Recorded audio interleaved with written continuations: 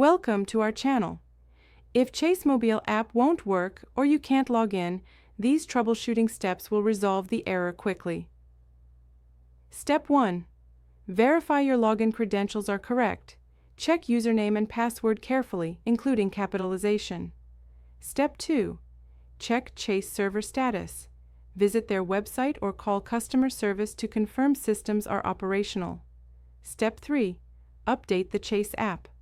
Go to your App Store and install any available updates immediately.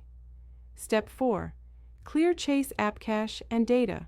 Navigate to Settings, Apps Chase, then Clear Cache and Data. Step 5. Ensure your device date and time are set to automatic. Banking apps require accurate time settings. Step 6. Disable VPN if you're using one.